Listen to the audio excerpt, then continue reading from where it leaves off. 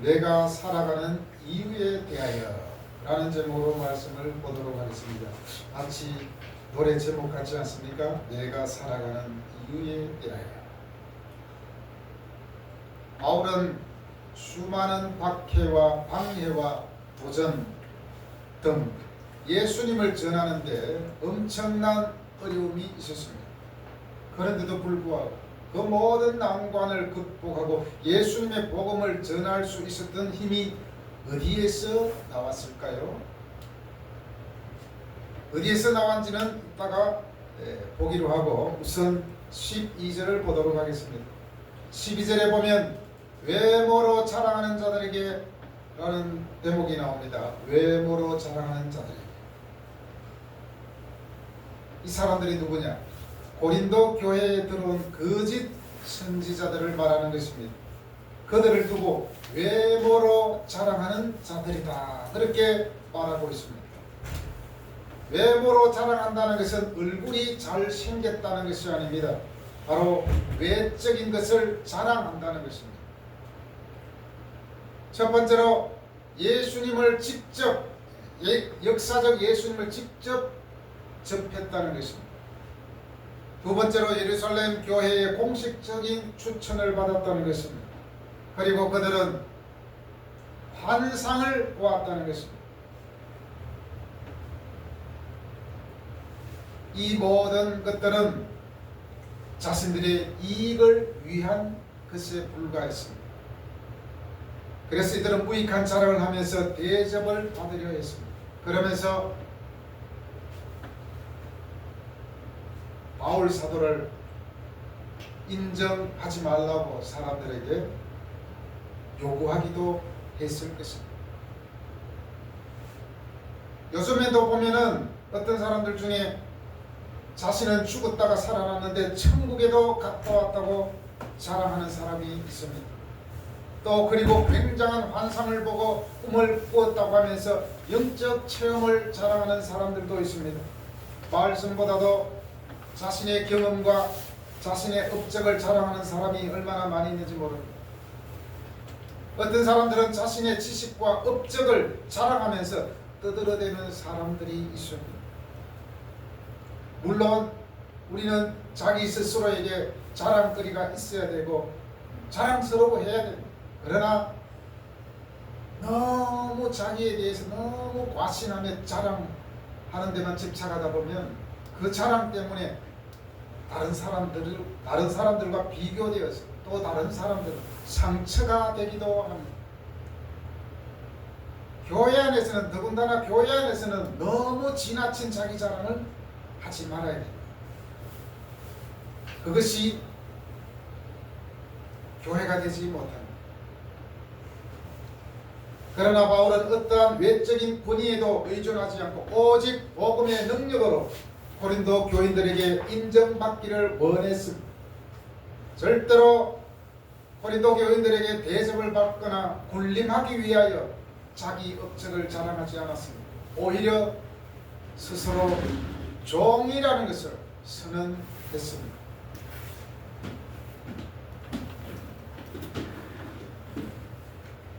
어떤 사람은 하루 종일 있어보면 하루 종일 자기 자랑만 하는 사람들이 있어요. 계속 나 주식이 어떻게 됐다, 나 집이 얼마짜리 샀는데 얼마 올랐다, 계속해서 그런 자랑만 합니다. 옛날에 내가 말이야 군대에 있을 때 이렇게 저렇게 공을 쌓았다 그러면서 자기 자랑만 떠들어대는 사람이 있었습니다. 한 번은 들어줄 만한데 매일 만약에 그런 식으로 계속 자기 자랑만 늘어놓으면 어떻습니까? 피곤합니다. 그 다음부터는 말하기 싫을 것입니다. 바울은 고린도 교인들에게 내가 복음에 열심인 이유는 내 자신을 드러내기 위한 것이 절대로 아니다. 오직 예수님을 전하는 사도이기 때문에 너희들은 교회 안에 들어와 있는 거짓 선지자들에게 자기들의 진정한 사도인 바울 자신을 자랑거리로 삼아도 되며 그것으로 대적자들을 반박할 수 있다는 것입니다. 이를테면 그런 거겠죠. 바울은 정말 예수님만 전하는 사람이에요. 바울을 너무 평가절하하지 마세요. 그렇게 반박할 수 있는 근거를 지금 바울은 고린도 교회들에게 주고 있습니다. 원래 고린도 교회는 바울이 세운 교회잖아요. 그런데 이상한 사람들이 들어와서 막 가르쳐. 요즘에도 그런 이단들이 있지 않습니까? 가만히 들어와서는 담임 목사 없는 일 만들어 가지고 담임 목사 막 공격하고, 그래서 쫓아내게 만들고 교회를 분란 일으키고, 또 어떤 사람은 이단에 속한 사람들인데, 우리 교회는 뭐 많이 표시가 나지만 큰 교회는 막 사람들이 많잖아요. 누가 누군지 잘 몰라요. 그런데 그런 사람이 뭡니까? 막 담임 목사를 공격하고 그러면 교회에서 당신은 예배 참석하지 마, 나가세요, 이러잖아요. 그러면 막 또 실강이가 벌어집니다. 그러다가 밀렸다고 하면서 막 성추행 당했다 그러면서 신고하는 그런 이단 무리들도 있습니다. 이단은 하여튼 교회를 어지럽히고 무너뜨리려고 하는 것들이 조심해야 돼요. 바로 저 신천지 같은 사람들.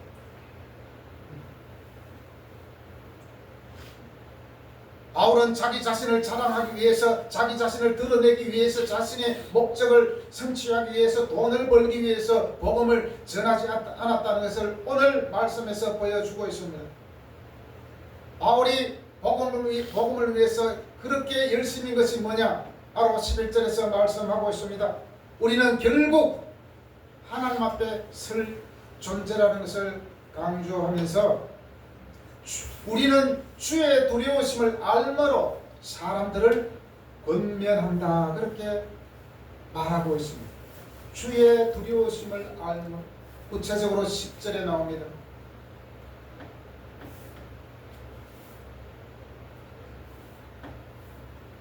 10절에 보면 우리가 다 반드시 그리스도의 심판대 앞에 나타나게 되어 각각 선악간에 그 몸으로 행한 것을 따라 받으려 함이라 그랬습니다. 한마디로 이 세상에 사는 모든 사람들은 인생의 끝이 있고 끝이 있는데 그 끝에는 예수 그리스도의 심판대 앞에 다 서게 된다는 것입니다. 물론 지옥이냐 천국이냐 가르는 그런 심판이 우리 예수 믿는 사람에게는 아니지만,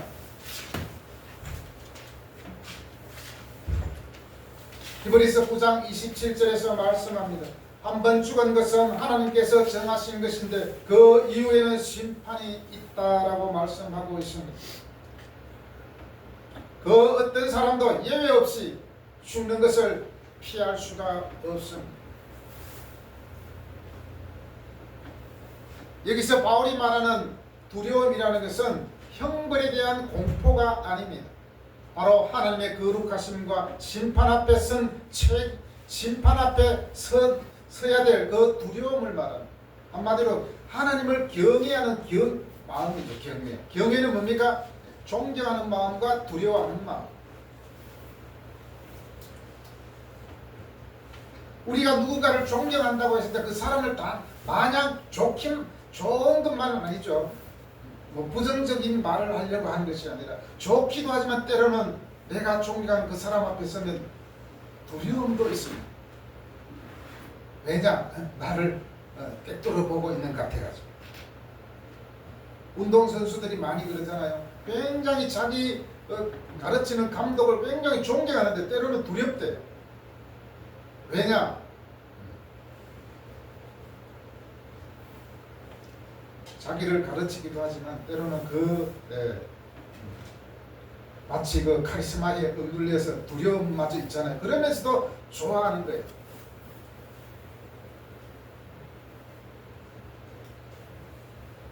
우리는 죽음의 끝을 항상 생각해야 됩니다.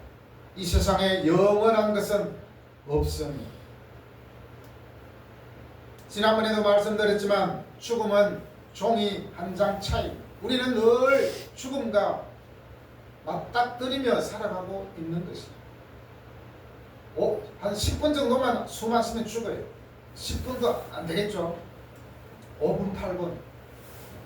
몇 분만 숨을 못 쉬어도 우리는 죽게 돼요.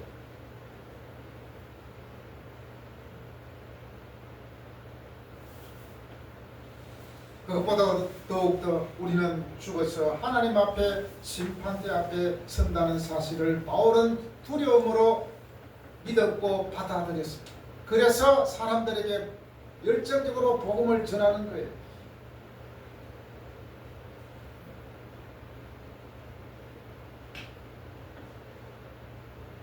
바울이 말하는 이 두려움은 거룩한 두려움입니다. 성경에서는 분명히 두려워하지 말라고 그렇게 말씀하고 있잖아요. 그 두려움은 나쁜 거예요. 때로는 두려움이 다 나쁜 것만은 아니죠. 하나님에 대한 그 두려움은 우리들을 오히려 경각심을 일으키고 우리를 더 거룩하게 만들고 우리를 한마디로 정신 차리게 한다는 것입니다. 하나님을 두려워하지 않기 때문에 마음대로 하고 함부로 하고 악을 밥 먹듯이 하는 사람들이 얼마나 많습니다. 교회 다니는 사람들 중에도 많습니다. 왜냐? 하나님을 두려워하지 않기 때문에. 하나님은 분명히 선악간에 나를 심판하실 것이라고 성경에서는 말씀하고 있습니다. 그렇다면 이 두려움만 가지고 우리가 신앙생활을 하고 세상을 살아갈 수가 있습니까? 이를테면 우리나라를 생각해 보십시오. 우리나라는 법치국가입니다. 법이 있습니다. 우리는 감옥소에 가는 게 두려웠어. 처벌받는 것이 두려워서 법을 지키고 착하게 살려고 해야 됩니까? 결코 그게 아닙니다. 감옥소에 가는 게 두려워서 법을 지키는 것이 아니라 나는 대한민국을 사랑하고 또 이웃을 사랑하고 나를 사랑하기 때문에 법을 지키는 거예요. 공동의 법을 같이 지켜나가는 거예요. 그런 마음이 없다면 마음대로 하겠죠.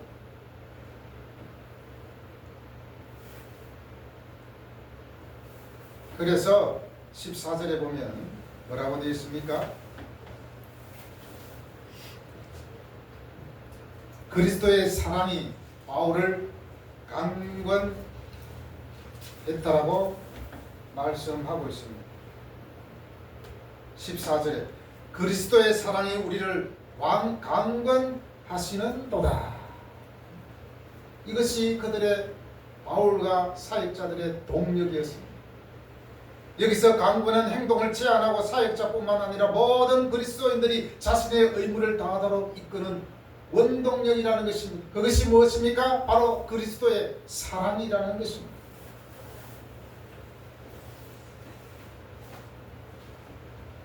담임 목사는 성도들을 사랑하기 때문에 때로는 권면하고 또 교훈하고 때로는 질책을 할 수도 있습니다. 만약에 그것이 없다면 할 수 없겠죠. 부모들이 자녀를 권면하고 자녀를 가르칠 때 자녀를 사랑하는 마음이 없이는 절대로 권면할 수 없어요. 사랑하는 마음이 없으면 권면하다가 안 되면 주먹으로 막 두들겨 패겠죠, 자식을. 대부분의 간혹 몇몇 부모들도 있겠지만 대부분의 부모들은 자녀를 사랑하는 마음으로 권면하기도 하고 자녀 입장에서는 듣기 싫지만 잔소리도 하게 되는 것입니다. 사랑하기 때문에. 그리고 내 사랑하는 자녀가 저렇게 행동하면 분명히 나쁘게 될 수 있기 때문에 그걸 알기 때문에 야 그렇게 하면 안 된다. 그렇게 하면 너 큰일 나. 이렇게 말하지 않습니까? 바로 바울은 예수 그리스도를 사랑하고 그 사랑에 힘입어 많은 사람들에게 복음을 전했다는 것입니다. 여러분이 오늘 교회로 이끈 힘은 무엇입니까? 혹시 교회에 심심해서 왔습니까? 아니면 어쩔 수 없이 왔습니까? 우리가 어떤 일을 하든지 이유와 목적이 딱 맞을 때 목숨 걸고 덤벼들지 않습니까? 여러분, 이유 있는 삶, 목적 있는 삶이 여러분을 이끄는 삶이 되시기를 바랍니다. 이유 없이 내가 공부를 하고 목적 없이 사업을 하고 이유 없이 회사를 다니고 목적 없이 회사를 다닌다면 그 무슨 재미가 있겠습니까? 교회도 마찬가지입니다. 우리의 신앙생활도 마찬가지입니다. 분명한 이유와 목적이 있기 때문에 오늘 교회에 온 줄로 믿습니다. 여러분, 이유와 목적이 분명한 사람이 성공하게 되어 있습니다. 우리가 오늘 이 자리에 교회에 오게 된 이유와 목적이 무엇입니까? 그 이유가 없다면 아무리 교회 다녀도 신앙이 자라지 않고 재미가 없습니다. 바로 그 이유가 예수님을 사랑하기 때문입니다. 예수님이 나를 사랑하기 때문에. 그리고 그 목적은 무엇입니까? 예배드리기 위해서입니다. 이 이유와 목적이 맞습니까? 그렇다면 예수님의 사랑은 어떤 사랑입니까? 여기서 예수님의 사랑은 추상적이고 모호한 사랑이 아닙니다. 15절에 보시기를 바랍니다. 15절에서 모든 사람을 대신하여 예수님께서 죽으셨다라고 되어 있습니다. 예수님께서 우리를 위하여 십자가에 죽으셔서 부활하셔서 죄와 사망에서 우리를 자유롭게 하셨다는 것입니다. 그래서 예수님은 우리가 하나님께서 나아갈 수 있는 길을 열어주셨습니다. 천국에 갈 수 있는 길을 열어주셨다는 것입니다. 성경에서 최고의 사랑은 예수 그리스도의 사랑이라고 말씀하고 있는데, 구체적으로 로마서 5장 8절에서 말씀하고 있습니다. 우리가 아직 죄인 되었을 때에 그리스도께서 우리를 위하여 죽으심으로 하나님께서 우리에 대한 자기의 사랑을 확정하셨느니라.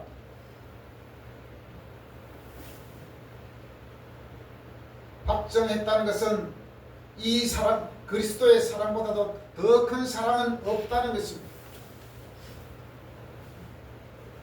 그래서 예수님의 사랑을 깨달은 사람은 어떻게 말합니까? 이렇게 말합니다. 예수님이 얼마나 너를 사랑하는지 아냐? 나는 예수님이 얼마나 나를 사랑하시는지 알기 때문에 나는 너에게 복음을 전할 수밖에 없어. 그렇게 말할 것입니다. 바로 바울이 그랬습니다. 예수 그리스도의 사랑이 너무너무 크기 때문에 도저히 복음을 전하지 않으면 안 되기 때문에 복음을 전하는 것입니다. 우리 삶을 이끄는 것은 바로 예수님이 나를 죽기까지 사랑하고 나는 그 예수님을 사랑하기 때문이라는 것이 되기를 바랍니다. 그리고 바울은 예수님을 통하여서 변화된 체험이 있기 때문입니다.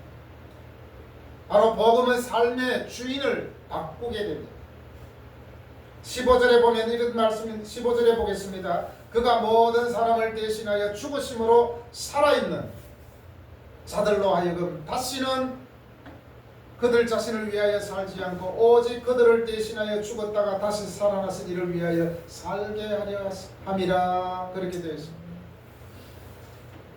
한마디로 나를 위해서 살아가는 것이 아니라 나를 위해서 대신 죽으신 그 예수님을 위하여 살아가기 위해서, 살아가게 하기 위해서 바울은 복음을 전한다고 언급하고 있습니다. 갈라디아서 2장 20절에서 말씀합니다. 내가 그리스도와 함께 십자가에 못 박혔나니 그런즉 이제는 내가 사는 것이 아니요 오직 내 안에 그리스도께서 사시는 것이라. 여기서 이제 내가 육체 가운데 산다는 것은, 이제 내가 육체 가운데 사는 것은 나를 사랑하사 나를 위하여 자기 자신을 버리신 하나님의 아들을 믿는 믿음 안에서 사는 것이라. 여기까지 읽도록 하겠습니다. 자, 우리는 예수님을 뭐라고 부릅니까? 주님으로 부릅니다. 주님. 바로 우리의 삶의 주인은 예수님이라는 것입니다. 그리고 나의 주권을 예수님께 맡겼다는 것입니다. 내 삶의 중심이 내 중심에서 예수님 중심으로 바뀌었다는 것입니다. 내 자신을 드러내려고 하다가도 예수님이 이럴 때는 이렇게 말씀하셨지, 그러면서 오히려 예수님을 드러내는 그 삶이 예수님을 주인으로 모시는 삶이 아니겠습니까? 오늘은 무슨 날입니까? 주일은 주님의 날이라는 것입니다. 여러 날 중에 7일 중에 하루 정도는 정말 주님을 위하여 교회에 와서 예배드리고 주님을 위하여 봉사하고 주님을 섬기는 그런 날이 되어야 되지 않겠습니까? 내가 일주일 중에 남는 시간을 떼내가지고 오는 것이 아니라 시간이 아주 꽉 차 있어요. 그럼에도 불구하고 하루를 떼내는 거예요. 오늘 시간이 있기 때문에 교회에 오는 것이 아니라 시간이 없지만 주일이기 때문에 나는 예수님을 주인으로 섬기기 때문에 교회에 오게 되는 것이죠. 자, 네 번째로 바울이 복음을 열심으로 전할 수 있었던 이유는 바로 새 창조의 현실을 보았기 때문입니다. 오늘 말씀 17절 말씀 보면 어떻게 되겠습니까? 그런즉 누구든지 그리스도 안에 있으면 새로운 피조물이라. 이전 것은 지나갔으니 보라 새 것이 되었도다. 이 17절 말씀은 예수 믿는 사람들이 구호처럼 암송하고 외치고 있는데 이 말씀만 딱 떼버리면 굉장히 적극적인 사고방식으로 그럴 수밖에 없습니다. 나 이제 작년 2025년도는 다 지나갔으니 이제 나는 2026년 새로운 사람이 됐기 때문에 새로운 해를 맞이했기 때문에 나는 새롭게 살아가야지. 이렇게만 생각하면 안 된다는 거죠. 바로 예수 그리스도를 통하여서 나는 죄인에서 의인이 되었고 사망에서 생명으로 옮겨진 그런 피조물이라는 것입니다. 여러분, 복음은 이론이 아니라 실제이며 변화입니다. 복음의 힘은 우리 사람들을 변화시킵니다. 자신이 예수를 믿고 변화된 경험이 있는 사람은 친구들에게 말합니다. 내가 예수 믿어보니 이렇게 행복하고 좋아. 너도 꼭 예수님을 믿기 바래. 너도 나처럼 될 거야. 이렇게 전할 수 있지 않겠습니까? 바울은 원래 어떤 사람이었습니까? 바울은 예수 믿는 사람들을 때려잡는 사람이었습니다. 그러나 그는 예수님 믿는 사람들을 잡으러 가다가 예수님을 만난 사람입니다. 사도행전 9장 5절에 보면 이런 말씀이 나옵니다. 홀련히 하늘로부터 빛이 그를 둘러 비추는지라. 그때 소리가 들리니 사울아 사울아 네가 어찌하여 나를 박해하느냐. 그때 5절에서 또 반문합니다. 주여 누구시니까? 나는 네가 박해하는 예수라. 이때부터 바울은 예수 믿는 사람들을 핍박하는 길이 바뀌어 오히려 예수님을 목숨 걸고 전하는 사람이 되었다는 사실입니다. 그렇다면 바울만 이렇게 해야 됩니까? 그렇지 않습니다. 바울이 이렇게 전하는 이유는 우리 모두에게 나를 대신하여 죽은 자 예수 그리스도를 위하여 살게 하기 위해서 복음을 전했다고 말하고 있습니다. 우리에게도 적용된다는 것이죠. 주를 위해 사는 것은 목회자들 뿐만 아닙니다. 우리 모든 성도들이 함께 가는 것입니다. 내가 연기자가 되든 내가 사업을 하든 내가 공부를 하든 어떤 일을 하든 그 목적은 나를 대신하여 죽으신 이 예수 그리스도를 위하여 사는 것, 그것이 우리의 이유이며 목적이 되어야 되지 않겠습니까?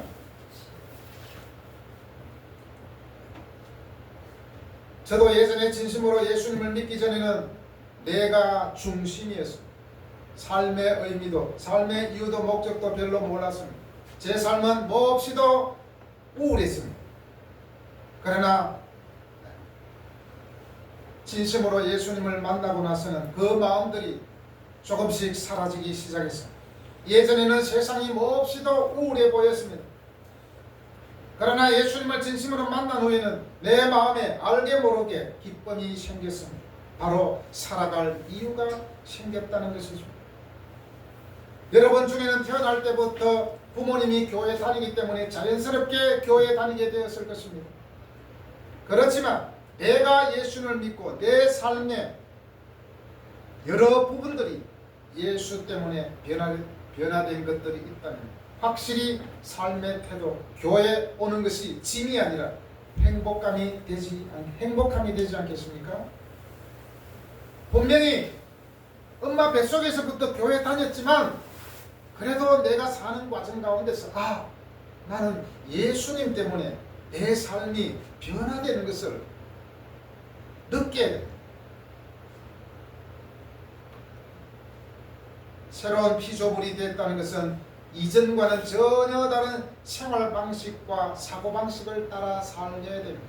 어떤 면에서는 그렇다 보니까 예수 믿는 사람은 세대 차이가 사실은 별로 나지 않아야 됩니다. 왜냐? 우리가 살아가는 삶의 방식은 예수님이기 때문에 그렇습니다.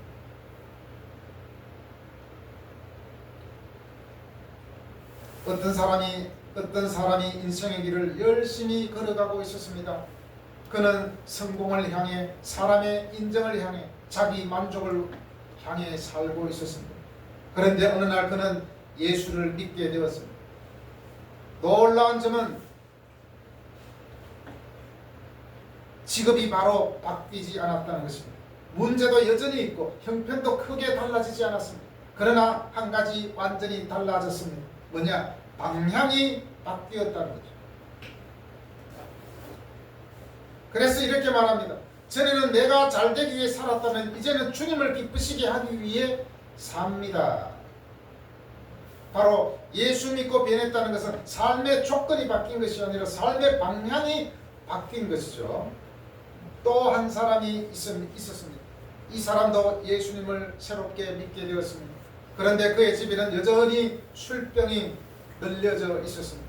사람들은 말했습니다. 저 사람 진짜 변한 거 맞아?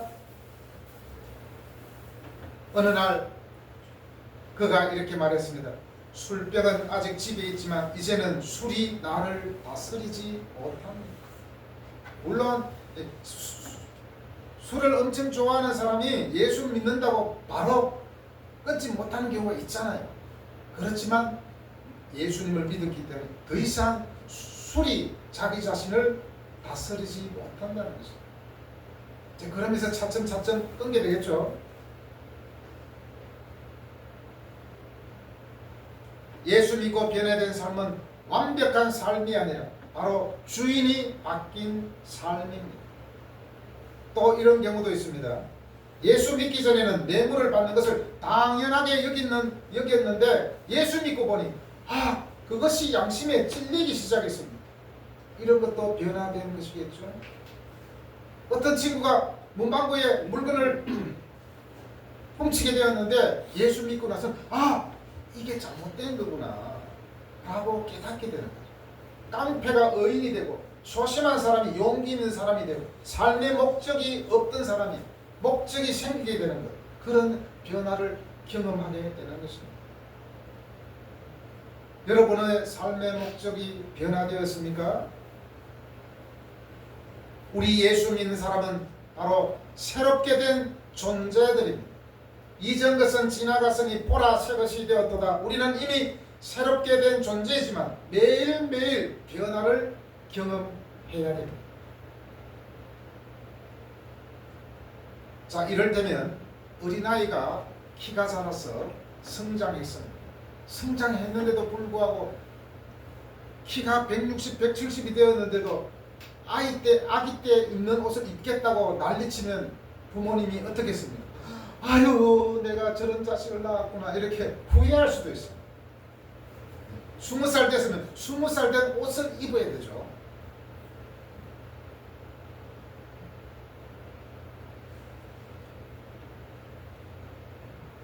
로마서 12장 2절에서 우리에게 말씀합니다. 너희는 이 세대를 본받지 말고 오직 마음을 새롭게 함으로 변화를 받아 하나님의 선하시고 기뻐하시고 온전하신 뜻이 무엇인지 분별하도록 하라. 여러분, 이제 드디어 2026년 새해가 되었습니다. 오늘은 첫째 주일입니다. 우리는 이제 세상 사람들의 습관을 그대로 답습하며 살아가는 것이 아니라 우리는 변화된 모습으로 하나님의 뜻이 무엇인지, 하나님의 기뻐하시는 것이 무엇인지 분별하여 살 때 어떻게 되죠? 이유 있는 삶, 목적이 있는 삶을 살아갈 수 있습니다. 여러분, 우리의 인생은 반드시 끝이 있습니다. 며칠 전에도 장례식에 갔다 왔습니다. 우리 인생에는 반드시 끝이 있다는 것을 기억해야 됩니다. 그 끝 뒤에는 하나님의 선악간의 심판이 있다는 것입니다. 언젠가 우리도 죽어 하나님의 심판대에 서게 됨을 반드시 기억해야 됩니다. 그리고 더 중요한, 예수님이 나를 대신하여 죽으셨다는 것입니다. 예수님이 나를 사랑하시고 나는 또한 예수님을 사랑하기 때문에 우리는 그 마음으로 살아갈 때에 삶의 열정과 삶의 목적과 이유가 생기지 않겠습니까? 사랑하는 여러분, 정말 주님을 사랑하는 그 마음이 원동력이 되어 주님을 더 뜨겁게 사랑합니다. 하나님께 영광 돌리며 살아가는 저와 여러분이 되시기를 예수님의 이름으로 축복합니다. 아멘. 기도하겠습니다.